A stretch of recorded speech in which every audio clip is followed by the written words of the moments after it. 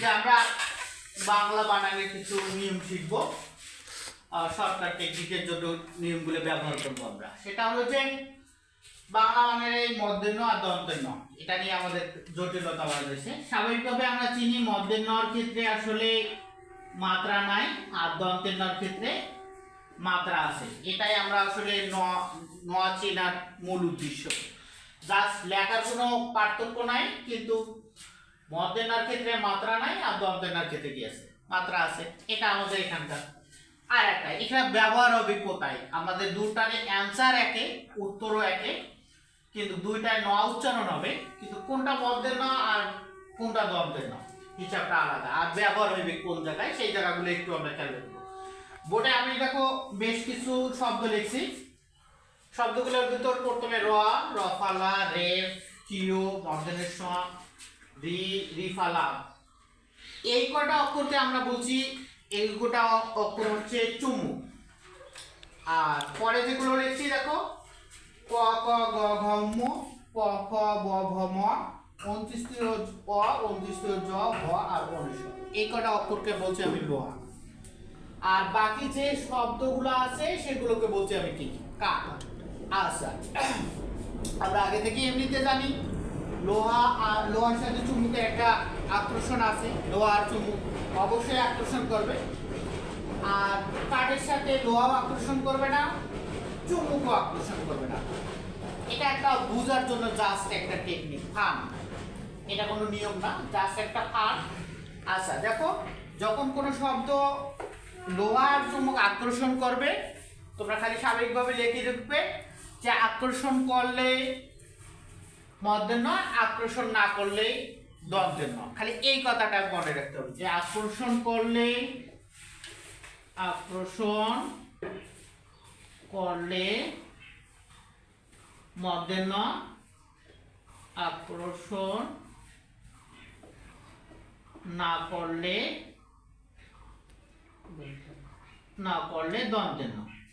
এই কাজটা খালি একটু মনে রাখলে বাকি কাজগুলো হচ্ছে। আমরা যদি একটা এক্সাম্পল দেখলে বাকিটা আমাদের হয়ে যাচ্ছে।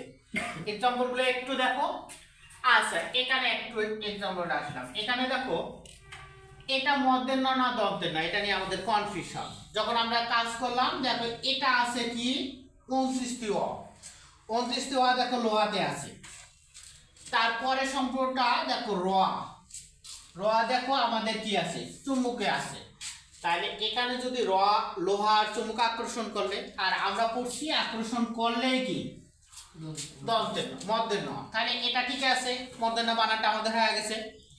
আচ্ছা, পরেরটাও যদি দেখো এটা ম, ম আমাদের দেখো প, ফ, ব, ভ, ম অর্থাৎ লোহাতে আছে। তারপরে রফালা, রফালা দেখো চুম্বকে আছে।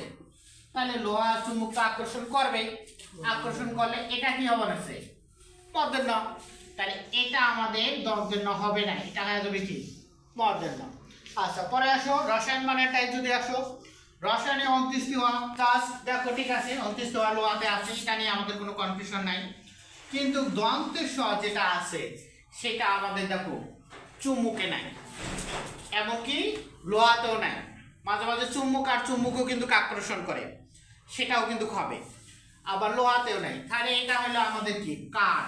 কাঠ আর লোহা তো আকর্ষণ করে না, আর আকর্ষণ না করলেই দন্তেন্য। তাহলে এখানে দন্তেন্য, তাহলে আমার বানানটা ঠিক আছে। প্লাস এটা আসে, এই বানানটা সর্বোচ্চ আমাদের গুরুত্বপূর্ণ।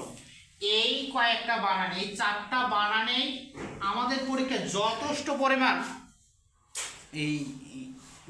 পরিমাণ ভুল করায়, যে এটা এখানে হবে না এখানে হবে, এটা এখানে হবে না এখানে হবে, এটা এখানে হবে না এখানে হবে। এইটা আমাদের কনফিউশন দাঁড়ায়। ঠিক আছে, এটা দেখবে যে সবারই, খালি তো আমার না, তোমাদেরও দেখবে যে এটা কোথায় হবে। আর একটা জিনিস এখানে আছে। আচ্ছা, এটা মধ্যাহ্ন না এটা মধ্যাহ্ন, এটা কি করবে মধ্যাহ্ন কোনটা, নিচেরটা মধ্যাহ্ন না উপরেরটা মধ্যাহ্ন? উপরেরটা মধ্যাহ্ন, নিচেরটা দিশা। মানে আমরা চিনবো কিভাবে ব্যাপারটা, তাই না? চিনবো কিভাবে এটা মধ্যাহ্ন হইবে না এটা মধ্যাহ্ন হবে, বা উপরেরটা মধ্যাহ্ন হইবে না নিচেরটা মধ্যাহ্ন হবে। ঠিক আছে, সময় নষ্ট না করি। ঠিক আছে, এটা একটা মজার ব্যাপার আছে। তোমরা একটু সর্বনিম্নভাবে জানো যে জোর যার মূল্য থাকে। এটা নর্মালি কথা সবাই জানে, জোর যার মুল্লুক তার। এখন জোর যদি বেশি হয়, যার ফ্যামিলি বড়, সাথে সাথে একটা কার্যকরীও পাওয়া যায় না, ভেজাল আছে, ঠিক আছে। তো এই দিক থেকে দেখো, মধ্যে না দেখো, দন্তের না দেখো মাত্রা আছে, আর মধ্যে না কোনো মাত্রা নেই, তাহলে জোর কার বেশি? নিশ্চিত দন্তের না বেশি, দন্তের না জোর বেশি না। তা ওয়ার জোর বেশি হয় নিচে থাকবে, হয় কিসে থাকবে? এবার চিনবার পাইছেন কায় দন্তের না কায় মধ্যের না? এতদিন দেখো এটা একটা বিশাল কাহিনী, ঝামেলা না? আমরা কিন্তু দন্তের না মধ্যে না চিনি না, চিনলো অ্যাডে করার কারণে সেটা কায়। আমরা কিন্তু হুদাও দিই, মলিও দেই, বেশিরভাগ স্টুডেন্ট হুদাও দিই। তাহলে এটা হবে না সে কায় দন্তের না, আর এটা হবে না সে কায় মধ্যের না। কারণ এই যেটা বোঝার জন্য আসলে এই টেকনিকের জন্য এটা বললাম যে আসলে এটা জাস্ট এটা কোনো নিয়ম না, কি জোর বেশি হয় কি থাকবে, উপরে থাকবে, এটা খালি জাস্ট বোঝার জন্য বলা না। আচ্ছা দেখো পড়তে না, এখন আসো, এখন এখানে বসাই কিভাবে? অ্যাটে হয় না অ্যাটে হয়? আমাদের যখন বাংলা বানানের শুদ্ধিকরণ আসে তখন কিন্তু একটা অ্যাটে দেবে, একটা অ্যাটে দেবে। আমি কোনটা দেখান তোমরা? যখন শুদ্ধিকরণ আসবে অ্যাটেও হয়, এটা মিশিয়ে দিয়ে অ্যাটে দিই, আর একটা বি এটা মিশিয়ে দিয়ে অ্যাটে দেয়, আর একটা দুইটাই দিয়ে দেয়, মানে আরেকটা অন্যভাবে চেঞ্জ করালে। এখন কোনটা আমরা দেখাই, কনফিউশন করে যায় না? সিস্টেমটা দেখো, এখন তো এখানে কিন্তু আমরা অলরেডি বুঝতে পারছি যে এইটা মানে হচ্ছে মধ্যে না।